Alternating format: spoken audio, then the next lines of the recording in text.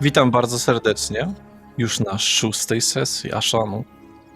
Ja jestem Marcz, jak zawsze będę osobą opowiadającą o tej historii. Ale poznajmy tych, którzy będą ją kreować. Ja jestem Radek i dzisiaj znowu wcielę się w rolę Ukharu Ashawi, orka wojownika. Ja jestem Kajetan i jak zwykle, jak możecie się spodziewać, wcielę się w rolę Ruvena, Szaladina obrońcy. Cześć, ja jestem Karolina i dzisiaj wcielę się w rolę Nel. Cześć. Miło, że słuchacie. Wcielam się dzisiaj w Lloyda.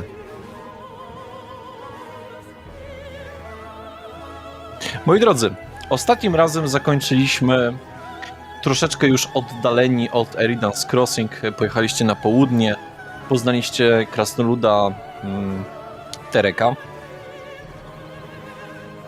który mieszka w małej chatce ze swoim gryfem.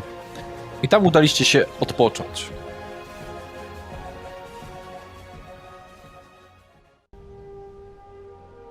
Wróciliście razem z Terekiem, już z grzybobrania. Troszeczkę rzeczy było.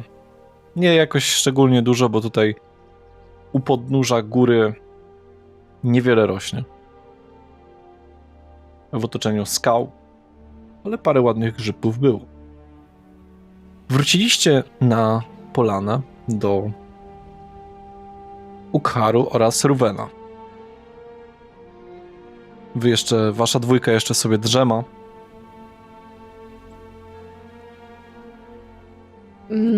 W takim razie Nel odkłada koszyk z grzybami. Rubenie, w takim razie planujemy zrobić posiłek dla naszych towarzyszy?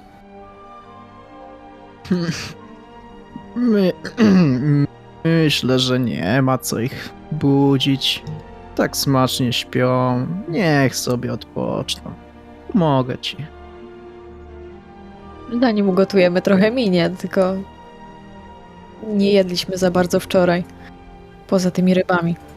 Nel, odczuwasz uprzykrzający ci się katar ze względu na to, że było bardzo chłodno przez noc. Muszę przyznać, czuję jakby mnie coś brało. Drogi Tery, masz może jakiś napart na Nel? Coś ciepłego? Myślę, że mogę poszukać paru ziołek i możemy coś uważać. A tutaj rumianku troszeczkę miałem. Zawsze możemy trochę soku z cebuli dać. Też dobrze pomaga. Na wszystkie choróbsko. To dobrze, cieszę się, że jesteś tu z nami. Ja, szczerze mówiąc, na roślinności mało się znam.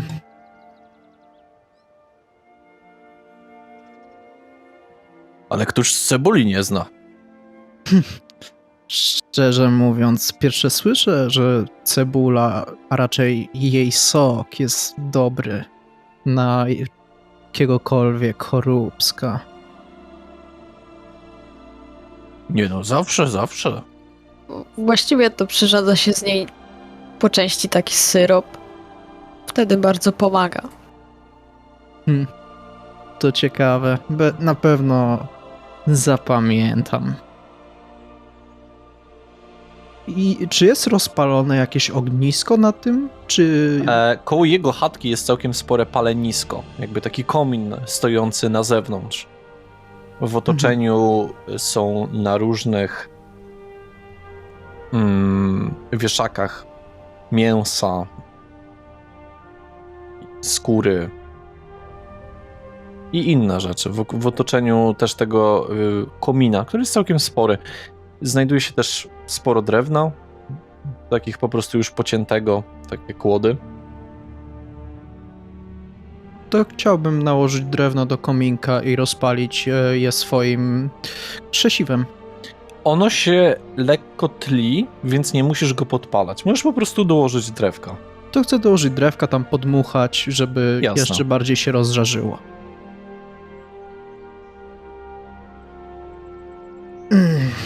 Mój drogi Terry, masz jakiś pomysł, co moglibyśmy przyrządzić z tych grzybów?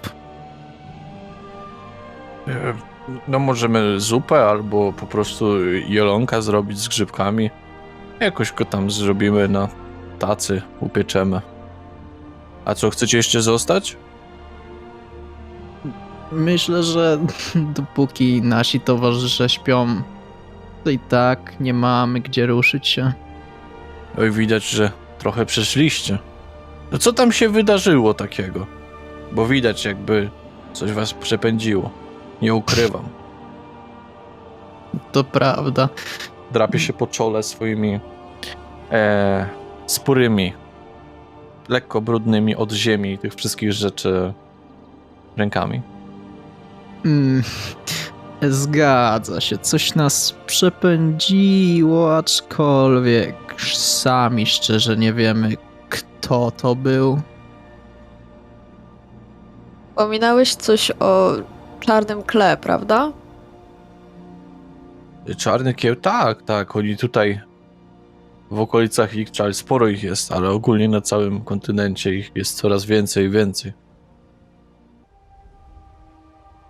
Nie mam pewności, ale być może to byli oni. No możliwe. Kręcą się te kanalie tutaj w okolicy. A to mówią, że to żołd coraz mniejszy i się opłaca po prostu kraść i napadać na karawanę. Takie smutne czasy. Na szczęście ja mam gryfa w okolicy, to się raczej będą lękali podchodzić. Dobra, twoja. My niestety takiego wielkiego kompana nie mamy. Co prawda jest Ukharu, ale nie jest aż tak ogromny. Dotyka się po brzuchu. No, jest chłopsko. Duże, groźne. To prawda. Ale to coś cię tak pod gołym niebem spali? Zgadza się. Czy nie spaliście w ogóle? Spaliśmy pod gołym niebem. A, to tutaj przez przesmyk tutaj w okolicy, no to się nie dziwię. To tutaj na granicy to mniej pilnowane, mniej strzeżone. To jest księstwa Jelenia, to jeździ dużo rycerzy i pilnuje porządku. Ale tam, przy granicy, to bywa różnie. Bo to teoretycznie Eridan's Crossing powinno o to zadbać. No i tak o to nikt o to nie dba. Ale to podobno to się wszędzie dzieje na granicach. Ale ja tam nie wiem, nie bywam. Słyszę tylko, co ludzie mówią w Westrock. Ukharu, budzisz się już. Ostatnia noc, te wszystkie wydarzenia, które były ostatniej nocy, upłynęły jak bardzo chaotyczny koszmar, prawda? Ale ty jesteś przyzwyczajony do tego. Ty jesteś przyzwyczajony do tego, że niezależnie kiedy, niezależnie gdzie, twój sen jest czujny.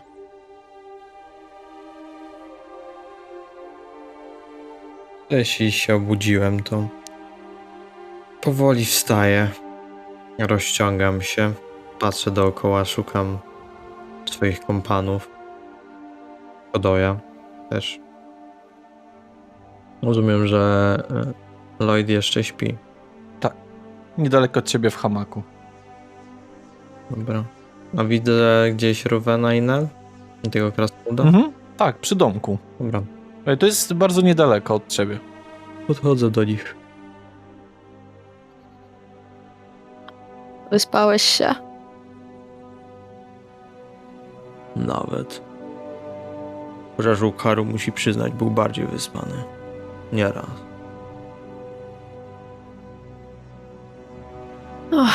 Mieliśmy ciężką noc za sobą, ale dobrze, że chociaż odpocząłeś przez chwilę. Zgadza się. Myślę, że choć chwila zmrużenia oka każdemu z nas dobrze by zrobiła. Nel pociąga co jakiś czas nosem. Gotują. Zastanawiamy się właśnie, czy zupę, czy jelenia. Zupa grzybowa, jeleń z grzybami. Co wolisz, Ukharu? Ukharu, ty też odczuwasz skutki lekkiego przeziębienia? Więc od mechanicznej strony wasza dwójka ma utrudnioną percepcję na bazie węchu. Ukharu wybrałby mięso, jak zawsze. Zupa też może być na mięsie. Dało się tego spodziewać. No to zróbmy jelonka. Czemu nie? Miałbym pomóc ci go oprawić, Tery? Czy zajmiesz się tym sam? A zawsze dodatkowa para rąk się przyda. Łap tutaj za noża i tniemy. No to do roboty. To ja w takim razie zajmę się grzybami. Wiele nie mam do zaoferowania, ale myślę, że się podzielimy.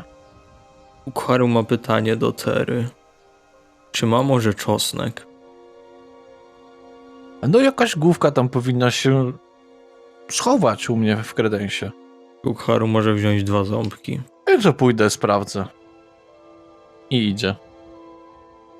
Ja chciałbym w takim razie podejść do Rowena i tam mu pomóc jak na razie z tym mięsem. Terry jeszcze z oddali z wewnątrz domku mówi: o! Jeszcze wam pokażę coś, co zrobiłem ostatnio. To był projekt moich kuzynów. No i o, tutaj, patrzcie. Przychodzi i pokazuje wam jakąś bardzo wymyślną rzecz. Bo ma pewnego rodzaju kolbę, spust, metalową rurkę i celownik. To jest coś, nad czym pracowałem, jak mi się nudziło. No i zima była i nie było co robić. Nazwałem to strzałówka. Albo wybuchówka. Też dobrze imię. I co to robi? Jak działa? Jak łuk prawie. Tylko nie trzeba żadnej siły. Myślałem, że na polowania sobie zrobię, ale jest tak cholernie głośna, że przepędziłem większość ptaków w odległości paru kilometrów stąd. Fascynujące, w ogóle nie przypomina łuku. A gdzież? Bo strzela takimi kamykami wyszlifowanymi. Lloydzie, ty również się budzisz. Słyszysz tam mniej więcej pewne fragmenty tych konwersacji w momencie, kiedy jesteś na hamaku. Po przebudzeniu gapię się. Przycieram sobie oczy, żeby trochę tak wyostrzyć sobie spojrzenie i schodzę z hamaka i przystępuję do modlitwy. Do Aszy. Aszo, moja matko, prowadź mnie nadal do mego wybawienia. I staję i podchodząc do nich,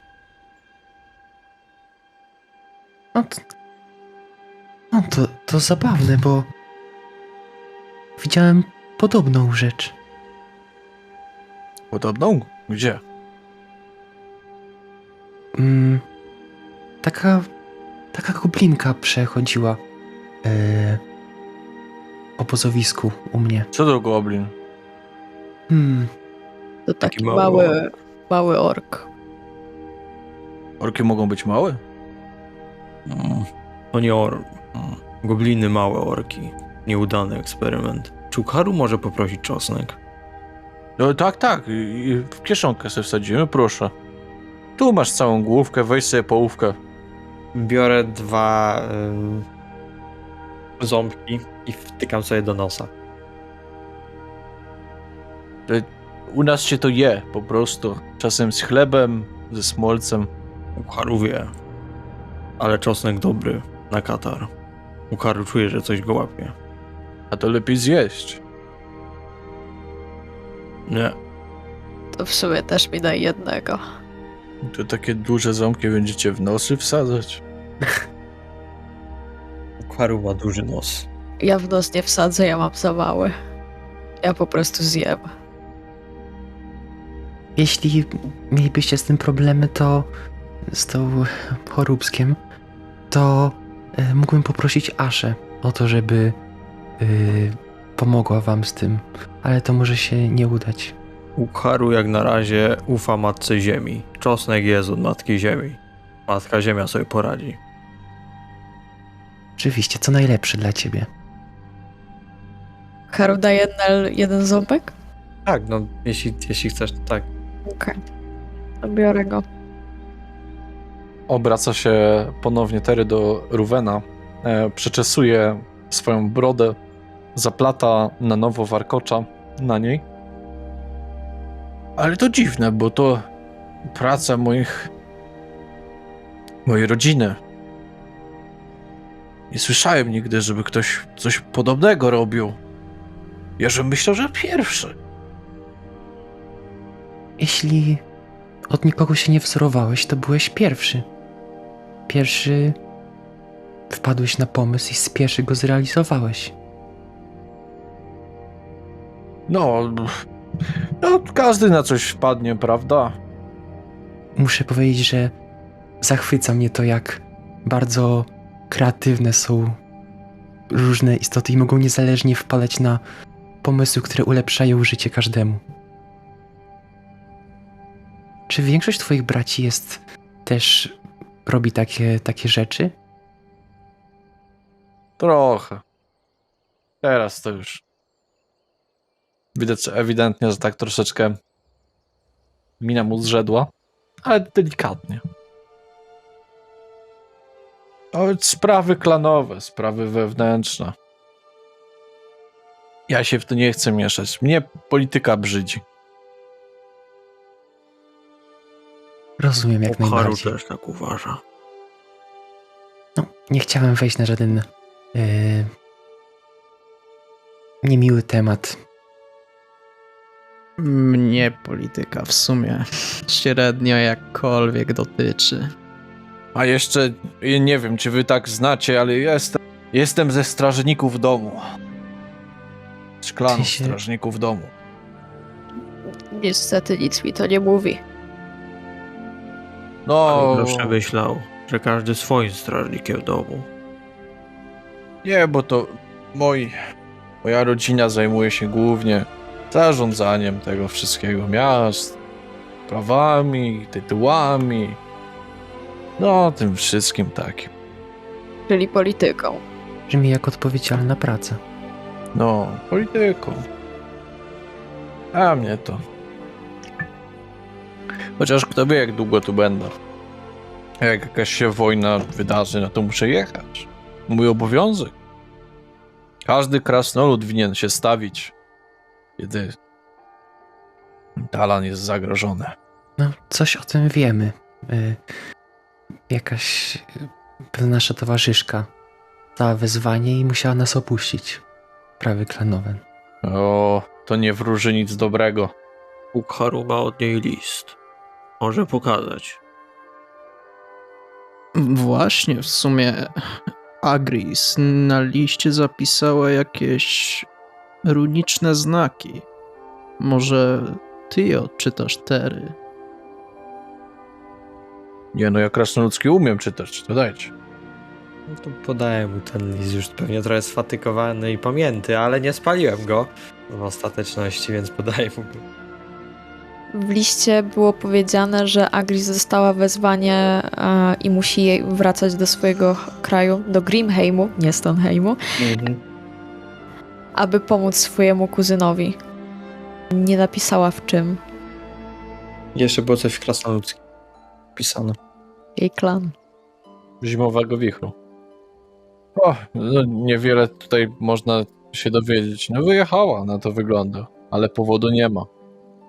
No, wasza koleżanka była z klanu, który zajmuje się odkrywaniem głównie. Jedyni z naszych, którzy nie siedzą na dupsku. Czy krasnoludzkie klany zmuszają cię do posiadania takiej przyszłości, jaka została przez niego na ciebie nałożona? No dosyć tak. To nasz obowiązek. Jak twój tato jest kamieniarzem, to ty też musisz być kamieniarzem. Hmm. Jak twój tato jest wojownikiem, to też się szkolisz na wojownika. To pozostawia mało wolności wyboru w twoim życiu. Boś są różni, przecież to wszystko często można obejść. Jak jesteś chociażby, wojownikiem, to możesz się zająć wieloma rzeczami, na przykład wojaczką po tych karczmach, możesz szkolić jakichś młodych, gołych krasnoludów. Hmm. I no, coś tam jest do robienia. Czyli jest to bardziej tytuł Ale nie myśl- honorowy. Nie. Klan to klan. Klan jest ponad wszystkim. Klan to twoja rodzina. Podziwiam bardzo twoje oddanie. Ale ja nie jestem u siebie. Ja powinienem papierkami się zajmować. Co z tym jeleniem? No rozumiem, że my go już oprawiliśmy z Ukaru razem, kiedy rozmawialiśmy na... Nie z Ukharu, tylko z Terem. Nie no, ja powiedziałem, że jak Terry idzie do chaty, to idę tam pomóc trochę Ruvenowi. Aha, Ale ja w tym czasie grzybami się zajmowałam. okej, no to Terry bierze te wszystkie rzeczy, daje na taką dużą, lekko wklęsłą blachę i wstawia do tego komina. O, bo tutaj gadamy, a tutaj się nic nie robi. No co no, ja też się powinienem papierkową robotą zajmować, a tutaj siedzę z moim przyjacielem, Garem. Terry, w czym mógłbym jeszcze pomóc, bo tak nie mam za bardzo do roboty teraz. No nic, odpoczywajcie. Nie ma tutaj za wiele do roboty w otoczeniu. No tylko na polowanie, tutaj pojechać po coś. Ja tam głównie pieniądze mam z myślistwa. Widzieliśmy twoje trofea. Ale to nic w porównaniu do tego, co jedna myśliwa z Timberwood miała u siebie. To brzmi jakby koło Timberwood była taka kultura myśliwych. No tak, całe księstwo Jelenia jest, można to powiedzieć, Mekką. Takim miejscem, do którego każdy idzie, by polować. Czym? Mekko. Ukar, Tak mówili jacyś tam wykształciuchy, tak podebrałem. A wszyscy tutaj na polowania, książęta, baronowie. Przy takich lasach. Akurat bardzo lubiłam polować w tych lasach. Między innymi w Timberwood się uczyłam. Ale tutaj też dużo stworów. To też prawda. No to może opowiesz nam jakąś historię, bo my tu pierwszy raz i jakieś polowanie, jakie ci się wydarzyło. A to jest To, do Nel czy do Nel. Terego? Znaczy... Do Nel głównie. Okej. No to dużo opowiadać, no. Mogę ci powiedzieć tyle, że chociażby magazyn surowców, czyli Timberwood, był prezentem od Airolanu dla ludzi. Elfy sprezentowały miasto? Tak, pobłogosławiły te lasy i na pamiątkę traktatu, który zakończył wojnę nie pamiętam już teraz, co to była za wojna. No, bili się tutaj parę razy. Gorzki popiół chyba. No, ważne, że skończyli. Prawda? Miło by było, jakby oseski dały orkom jakąś wieść w prezencie na pokój. No... Orki chyba same sobie biorą, co chcą. Biorą, bo nie ma pokoju. To biorą. Ale jakbyście byli w Timberwood kiedyś, to pozdrówcie Kirtora. Kirtora? Od ciebie, Tak. czy... Ode mnie. Pozdrowimy. Kim jest ten Kirtor? Jakiś twój przyjaciel? Znamy się.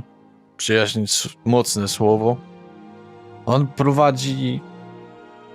Tam wytwarza, ma warsztat rzemieślniczy. On tam wytwarza wiele mebli. Całego królestwa praktycznie. Dobre robi rzeczy, solidne, ładne. Pozdrowimy go zatem od ciebie. Ja chciałbym wyciągnąć już ten czostek z nosa. Ukaru ma nadzieję, że to pomogło. Może natychmiastowego efektu potem nie będzie, ale na pewno będzie lepiej. To idę się też wysmarkać. Trochę dalej. Nel, będąc szczerym, tam skąd ja pochodzę, nie znamy w sumie zbytnio pojęcia wojny. Czy to naprawdę jest aż tak wielkie, jak mówicie? U nas bardziej można mówić o walce o przetrwanie z dnia na dzień, walce o jedzenie, odpychaniu potworów, no i miłych rozmowach z piratami. Widzę, że za dużego spokoju na wyspach też nie macie. Spokój spokojem, jak nikt nie zawadza, to jest naprawdę wyciszająco i miło. Chyba że wieczór. Wieczór jest głośno. Tery idzie do kominka poprzewracać, co tam jest w środku, żeby wszystko się dobrze spiekło. Wojna jest naprawdę ogromna i nieprzyjemna. I przede wszystkim głupia. W takim bądź razie, czemu do niej w ogóle dochodzi? Jeśli tego, co rozumiem, obydwie strony na tym tracą, życia są odcięte o wiele za szybko niż powinny być. Czemu ludzie, elfy, orki, wszystkie rasy, no może nawet nie oprócz nas, bo i my walczymy ze swoimi, to robią na taką ogromną skalę? Bo są głupie. Ukaru uważa, że rasy walczą, bo chcą z tego coś wynieść. Zazwyczaj korzyść pieniężną. I nie walczą ci, którzy naprawdę walczą. Wojny wywołują ci, którzy rządzą. To prawda. Posługują się innymi. Jak nie walczą o pieniądze, to walczą o honor i dumę. Zamiast po prostu dojść do porozumienia. Czyli walka. Ale są też mądrzy, którzy robili pewne rzeczy. U nas zawsze dobrze się mówiło o królu Iwanie. Nie wątpię w to, że na pewno są tacy, którzy bardziej martwili się o swych poddanych niż własny nos. Aczkolwiek w takim bądź razie walka tu, a na wyspach ma dwa różne określenia. Tak pociera trochę swoją szyję. Tak to trochę jest, że są jednostki, które robią lepiej dla swoich poddanych, czy gorzej. I wygląda to po prostu jak błędne koło, że po tyranach przychodzą ci dobrzy. Ci, tak robi jakby taki cudzysłów rękami. Ale jak można powiedzieć, że jakiś władca jest naprawdę dobry, skoro Ukaru uważa, że wszyscy władcy są poniekąd źli. Chyba ciężko podejmować decyzje za tam wielu ludzi. Niektórzy ludzie czasem ciężko podejmują decyzje za siebie samego. Jakby nie było, za wszystkie istoty jest ciężko podejmować decyzje. Każda rasa ma swoje plusy i minusy. Pozytywy i negatywy. A w sumie, Ukharu, jak wygląda to u was? Bo u ludzi mamy króla. Nie wygląda. U orków nie wygląda. Orkowie są. Toczą wojny. Oto kto wodzem. Ale wódz jest. A później odchodzi. Ginie. Może być wódz dobry albo zły. Ale nawet jak jest wódz, to orkowie i tak wojują. Między sobą. Jak często zmieniają się wodzowie? Zależy. Wódz umrze, jest zmiana. Wódz słaby, jest zmiana. Wódz przegrał bitwę z innym pretendentem, jest zmiana. Czyli zazwyczaj nie zostaje nikt nas za długo na posadzce. Nie. A Orkowie... Proszę, Lloydzie. Dlaczego ork chciałby zostać wodzem? Orki chcą władać innymi orkami? To głupie pytanie. My chyba wszyscy tacy sami, niezależnie od tego, skąd przybywamy. Ktoś przychodzi, mówi, że jego pomysł lepszy, no i stwierdza, że chce rządzić. Tak ze zwierzętami. Najsilniejszy wilk alfa staje się przywódcą stada.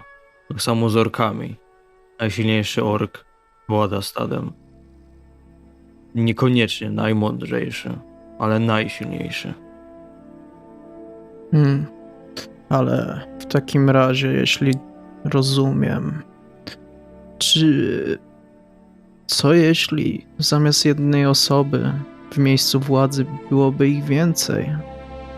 Czy może nie kilku królów, ale na przykład Ludzi tak jest. Z tego, co mi się wydaje. Są królowie, są doradcy. Aj, Ale doradca doradcą, nierówny królowi. no właśnie. A co jeśli na przykład ktoś w jakimś państwie postanowił oddać władzę właśnie tylko w ręce doradców i na zasadzie ile doradców więcej głosuje za jakimś rozwiązaniem, tak podejmowane byłyby decyzje? Czy wtedy większa ilość populacji, większa ilość podwładnych nie byłaby szczęśliwsza? Zależy. W Airolanie jest paru królów. aj. Są królowie 4 stolic i jest Wysoki Król. Wysoki Król zawsze ma ostateczne zdanie, a królów wybierają druidzi. Czyli nadal tylko jedna osoba podejmuje decyzję za wszystkich. Nie do końca. Jeśli ma ostatnie zdanie. Ja szanuję wasze opinie, ale ten dom jest bez polityki. Rozumiem. W takim bądź razie. Idę po żarło. Zjemy. Ja muszę jeszcze Garego nakarmić. Pomóc ci z A tym? ten ptaszysko, o nie zbliżajcie się do niego. Dobrze. Już widziałem, jak tego chłopaka dziabnął. No, było blisko, ale trzymam się, tak pukam się w miejscu, gdzie... Oj, niektórzy by Przestań. nie wstali po czymś takim. Widocznie jestem całkiem odpornym oseskiem. Szeskiem? Tak, Aru tak kiwa przetrząsł głową tak lekko na to, co powiedział Lloyd. Tery drapie się sesek. taki na Doktor żart Kist. wewnętrzny. To z Orkijskiego. Słaby, mały człowiek, czasem młody ork. No i on idzie, ogólnie rzecz biorąc, przynosi to, rozdaje wam takie drewniane talerze razem z jakimiś tam kubkami, nalewa wam wody tym razem. Daje wam widelce i łyżki, też drewniane. O, czuwajcie, ja idę teraz Garego nakarmić. Taki stwór to on potrafi 3 kuraki dziennie zjeść. Dziękujemy ci. Dziękujemy ci, Tery. Niech twój ogień nigdy nie zgaśnie. O, znasz kultury. Dobrze, dobrze. Staram się być światowa. Tak ze strony mechanicznej możemy zrobić teraz krótki odpoczynek? Jasne. Okej. Czy w czasie tego krótkiego odpoczynku Ukharu nie korzysta ze sztućców. Czy ten krótki odpoczynek będzie obejmował tylko nasze jedzenie, czy coś jeszcze po obiedzie też? W sensie, że będziemy też odpoczywać, siedzieć sobie po obiedzie? Załóżmy, że zjedliście i sobie odpoczywacie po prostu. Okej. Nel, pomogłabyś mi trochę oszlifować mój elficki? Ostatnio wydaje mi się, że trochę za mało go używam. Nie ma problemu. No i chciałbym poświęcić tą chwilę na rozmowę po elficku z Nel, żeby trochę poszlifować sobie mój język. Jasne. To wszystko zostało załatwione. Jaki jest wasz dalszy cel? Znaczy, no chyba zmierzamy do Timberwood. Timberwood. Zgadza się. Czy idziecie się już przygotować do odjazdu? Tak, ale ja bym chciał poczekać, aż Tery wróci, żeby się z nim pożegnać. To on w międzyczasie gdzieś tam wrócił, dosiadł do was, troszeczkę z wami, skubnął jedzenia, pogadał, posłuchał tego uczenia elfickiego, więc jest cały czas w waszym otoczeniu. Czy ja bym mógł po prostu gdzieś tam poprosić o igłę albo nić, nie wiem, albo coś tego typu, nie? Ukharu ma pytanie, czy Tery ma coś, by naprawić ubranie? Ja, igłę. No, mam, ale tylko jedną. Bo mi się połamały na skórach. Ukharu mógłby trochę podszywać ubranie. Tak. To chciałbym to robić, zanim odjedziemy. Ja chciałbym się jeszcze dowiedzieć, czy na tej jego posesji jest... Rzuć proszę Ukharu na zwinne dłonie. A ja w tym czasie mógłbym jeszcze, no to jak każdy robi coś innego, Ukharu sobie zaszywa rzeczy, oni ćwiczą Naturalna 20. Nice. Głaskanie monitorów przed sesją działa. oni ćwiczą elficki, to żeby się poćwiczył fizycznie, zrobił jakieś pompki. To już na dworze, w sensie, żeby zwiększyć swoją formę. Jesteś na zewnątrz. Cały czas. A, wydawało mi się, że jesteśmy w środku. Nie, Okej. absolutnie. Wy jedliście na tym. No dobrze, no. Czy na tej polance jest studnia, czy on czerpie wodę z rzeki? Nie ma tutaj absolutnie studni. Ewidentnie jeździł... Jak byliście w okolicach gór, to tam jest parę takich mniejszych strumyczków. Okej, dobra. To nieważne. No i co? Zrobiliście wszystko, co mieliście zrobić. Ukharu chyba odkrywasz nowy swój talent, bo te zszycia są naprawdę bardzo dobre. Normalnie nie widać, że było zniszczone. Lepsze niż wcześniej. Tak, prawie tak. Naprawdę wykazałeś się tutaj. Ukharu nie znał swojego męstwa. Że Ukharu zostanie szwaczem, gdzie pomagał Oseskom. No, za mało honorowe. Można powiedzieć, żebyś walczył z tkaniną. Ukharu zawsze walczy z tkaniną. Trzeba ją rozerwać, żeby zranić wroga. A Lloyd, czy rzucasz, ogólnie rzecz biorąc, podczas treningu? Tak, chciałbym rzucić się na taką opcję. No. to rzucaj. Okej.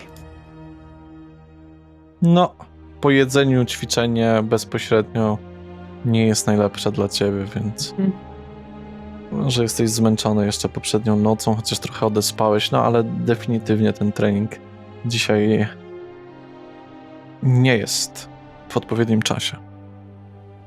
No właśnie, niestety. No dobrze, spakowani jesteście. Miło było was poznać. A jakbyście byli kiedyś przypadkiem w okolicy, możecie wpaść, o ile jeszcze będę tutaj. Mam nadzieję, że będę. My też mamy nadzieję. No, Też mamy taką nadzieję. Bardzo miło było Cię poznać, Tery. Dziękujemy Ci za gościnę i przekażemy pozdrowienia. I z przyjemnością na pewno jeszcze kiedyś wpadniemy, jeśli będziemy mogli. Uśmiecha się. Żegnajcie. Wyciąga do was ręce. Każdego z was obejmuje obiema dłońmi rękę wystawioną. Gary tam wydał z siebie pisk, jak odjeżdżaliście. No i co, ruszacie. Znowu jesteście w drodze. Tym razem przez jeszcze większe gęstwiny. jaki to jest w ogóle las? To teraz... Liściasty. Okej. Leszczyny, olsze, dęby. Niektóre jakieś takie ciemniejsze niż zazwyczaj te drzewa potrafią być. Jeszcze jako ciekawostkę powiem, że są znacznie wyższe niż na ogół w takich, powiedzmy, lasach, w których ty bywałeś, tak? W okolicach twoich ziem. Te drzewa są zdecydowanie wyższe i nawet jak jechaliście przecież w stronę Eridan's Crossing, drzewa były po prostu przeciętne. Te są znacznie wyższe. Pień jest znacznie grubszy u większości tych drzew. Wydają się być stare, dumne, wielkie. Co ciekawe, nie bardzo widać, żeby była jakaś wycinka tutaj w okolicy. Ciemniejszy miałeś na myśli, że kora, czy ogólnie całe Tak, drzewo? jak najbardziej kora. Ale też gałęzie troszeczkę. Liście są jak najbardziej naturalne. Są bardzo nasycone, jeżeli chodzi o kolorystykę. Bardzo zielone, piękne, rozkwitające. Mamy wiosnę w końcu, tak? Czy one przypominają bardziej airolańskie drzewa? Jak najbardziej, jak najbardziej. Prawie jak w domu. El się rozgląda. Patrząc na te drzewa, zdecydowanie widać, że ta część była częścią Airolanu. Haru by powiedział, że to orkijskie drzewa. Wysokie jak orki. O, Może tą miejscowość Oseski powinno dać orkom. Nie mogą. Nie mogą, bo to prezent. Ale może jakąś inną. Jakąś inną. Ale nie Eridan's Crossing. Orkowie nie chcą Eridan's Crossing. Eridan's Crossing należy do kupców. Niekoniecznie do Imperium Ludzi. Niech zostanie kupców. No dobrze. Przejechaliście, wjechaliście głęboko w las. Las naprawdę jest rozłożysty i ogromny.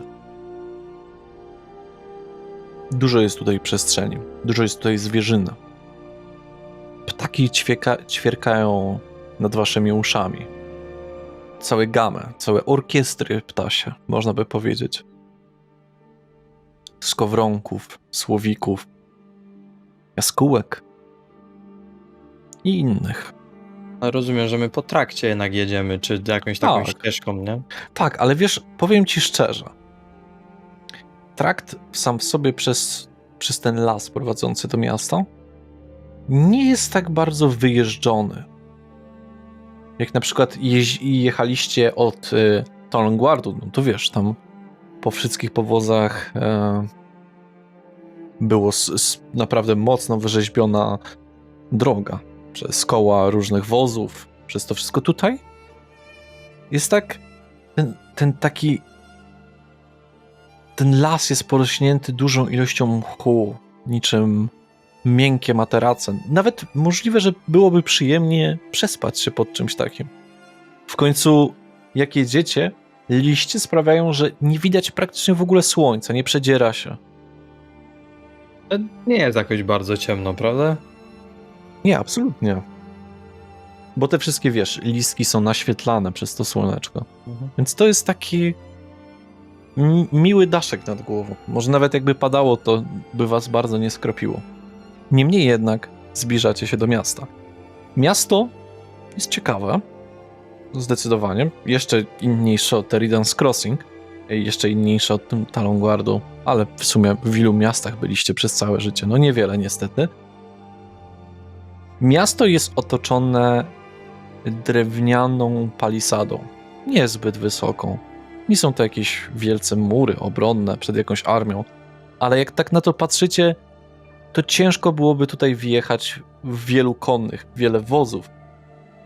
Widać główną bramę otwartą, drewnianą, wysoką na 5 metrów. Sama palisada ma gdzieś jedynie z 2 metry. Widzicie domki. Wszystkie z drewna. Niczym jak z tej kory z tych wszystkich drzew w okolicy. Każdy domek jest drewniany, ładny. Na domkach namalowane są różnego rodzaju kwiaty. Przypomina właściwie coś gdzieś pomiędzy architekturą, która jest na przykład w Airolanie. Wiem, że nie każdy widział akurat, ale tak mówię. Ma w sobie coś takiego elfickiego, ale zarazem ludzkiego, bo jest dużo praktycznych rzeczy. Studnie, dużo dzieciaków jakiś tam biega po podwórkach. Wy akurat wjeżdżacie centralnie do miasta, tam jest parę powozów. Sprzedaż jest cały czas drewna, sprzedaż mebli, sprzedaż zwierzyny, sprzedaż ryb. Widać sporo domków, jak wspomniałem. Miasto jest żywe, wesołe dosyć. Nie ma jakichś tam, powiedzmy, armii czy czegoś w tym rodzaju. Jest trochę straży. Co się wyróżnia, to na lekkim takim szczycie, jak wjeżdżacie do tego miasta, po lewej stronie jest oberża pod pieńkiem. Anel, ty wiesz dokładnie, do którego domku miałabyś pójść, żeby znaleźć jedną osobę. To gdzie najpierw? Chcecie zobaczyć miasto? Trzeba gdzieś ulokować Shodoya i konie. I wóz. Zgadzam się, Zukharu. Najpierw zorganizujmy jakieś miejsce dla naszych gratów i koni oraz Shodoya. Potem... Mówiłaś, Nel, że byłaś już w tym mieście, tak? Zgadza się. Powiedzmy, że pomieszkiwałam tu przez parę miesięcy. To możesz nas oprowadzić, jeśli byłabyś na tyle chętna i miła. Bardzo chętnie. Wspaniale. Czy ja wiem, gdzie tutaj można zostawić konie wraz z powozem? Jak najbardziej po prawej stronie, ale co prawda ty nigdy nie jeździłaś za bardzo. Więcej podróżowałaś po prostu pieszo. Ty nie masz własnego konia i nigdy nie miałaś. Prawda. Po prostu po prawej stronie jest sporo różnych pozostawionych już przyczep. Znaczy nie przyczep, tylko wozów. Niektóre z końmi, niektóre bez. Trwa załadunek różnych rzeczy. Jak tak patrzycie, no większość osób znajdujących się w tym mieście to ludzie. To pokazuje Lloydowi, żeby jechał w kierunku tych powozów. Delikatnie kieruję konie na tego miejsca. Jak Panie, właśnie- ale pan mnie nie zablokuje tym. Pan w lewo podjedzie trochę. W lewo, tutaj? No, Tak lepiej? bo ja nie jadę przez bramę. Ja też jadę za Lloydem. Ale skoro byłaś tutaj, orientujesz się może, czy jest tutaj ten bank? Tak jak w Eridan's Crossing? Raczej nie ma. Nie, absolutnie nie ma. No, ale zresztą twoja wiedza na temat tych rzeczy jest bardzo mglista. Poza tym byłam tutaj dosyć dawno. Ja zostawiam Shodoya tak, żeby nikogo nie zastawić. Można go gdzieś tam przywiązać albo coś takiego, jakieś paliczki, czy... Mhm. Okej. No i to daję mu jeszcze trochę jego przysmaków. Niech sobie tam skubie trawkę czy coś. I idę do reszty. Ruben zeskakuje z wozu. Klepie sobie ręce z tej szorstkiego drewna, z którego jest wóz, na którym leżał, i rozciąga sobie kości. No to... którą stronę? Tu Harutu gdzieś musi płacić za Shodoya. A właśnie chciałam się w tym zorientować. Ale chyba nie. Czy jest tam Nie. jeszcze ten gość, co mówił do Lloyda? Mhm, ale wyjeżdża już z końmi powoli. Przepraszam. Ork, tutaj? Ukaru też jest zdziwiony. Czy Ukaru musi płacić za Shodoya? Co? Za postój. Czy się płaci? Można stać, tak. U nas się nie płaci za stanie. Wolny kraj, nie płaci się za stanie. Ukaru, dziękuję. To nie imperium. I wracam.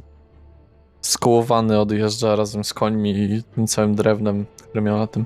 Jakaś dziewczynka z chłopcem biegnie w okolice Ukharu, patrzy na niego, patrzy na tego, jak wysoki on jest. Ona ma z metr, może 10.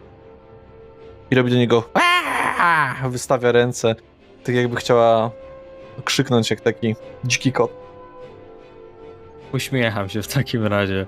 i ucieka. Poklepuję. No dobra, jak ucieka, to ucieka. Nie, ucieka.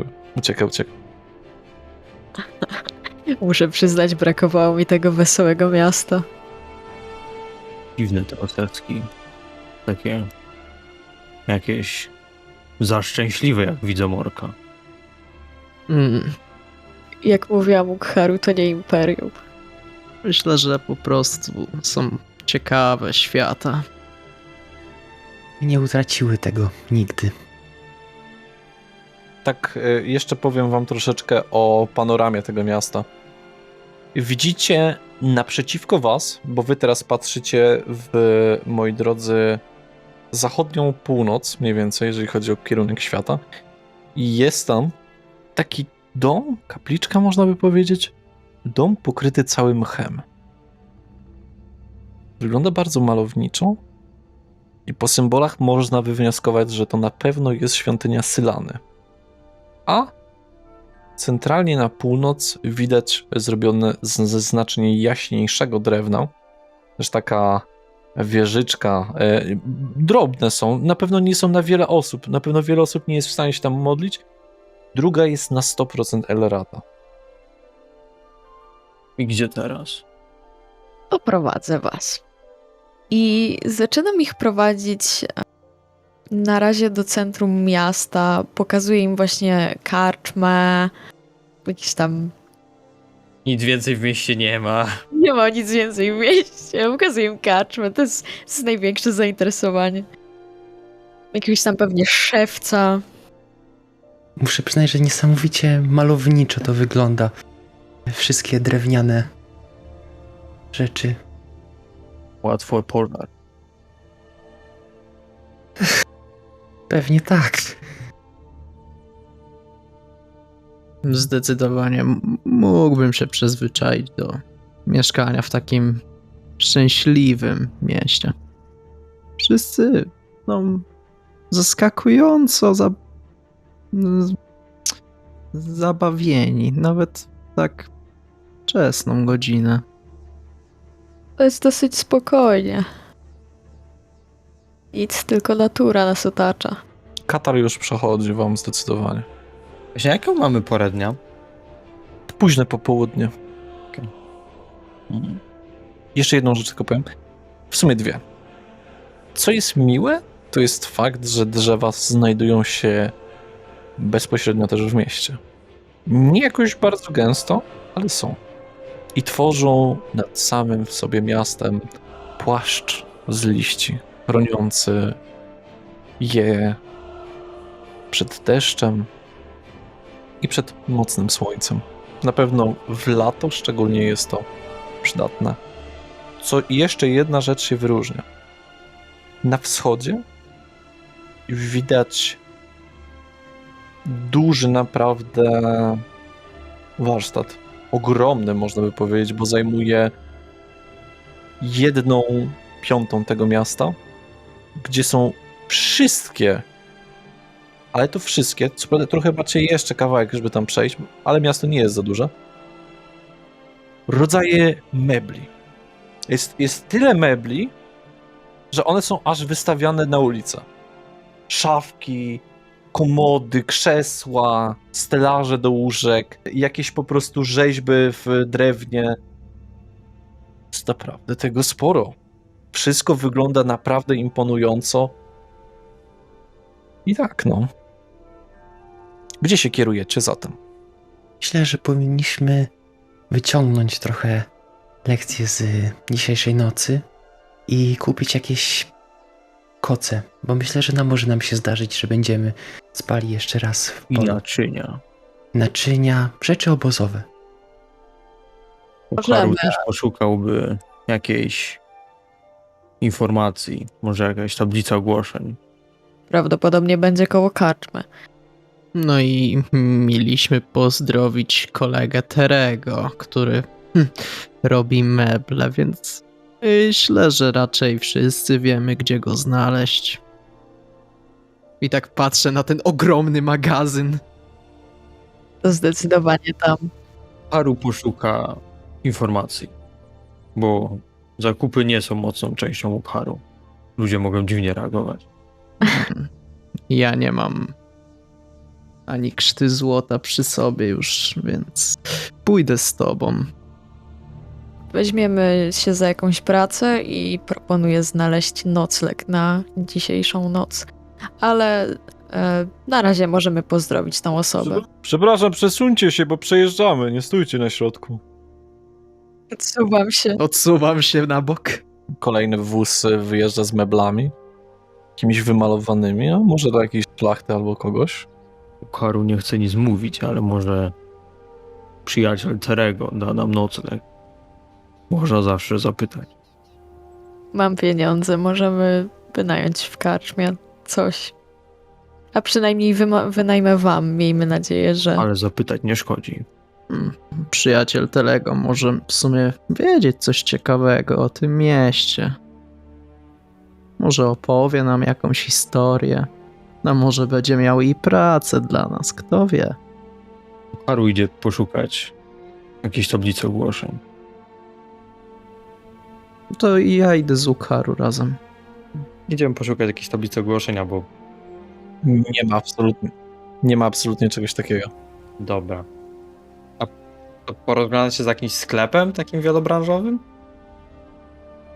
Wielobranżowy. No w sensie takim ogólnym sklepem, no sądzę, że tutaj każdy sklep jest wielobranżowy. No tak bym właśnie powiedział, że bardziej specjalistyczne. Natomiast tak, naprzeciwko samej w sobie oberży znajduje się sklep, który moglibyśmy do tego zaliczyć. Ale nie ma tam w środku żywności. Nie musi być. Wchodzę.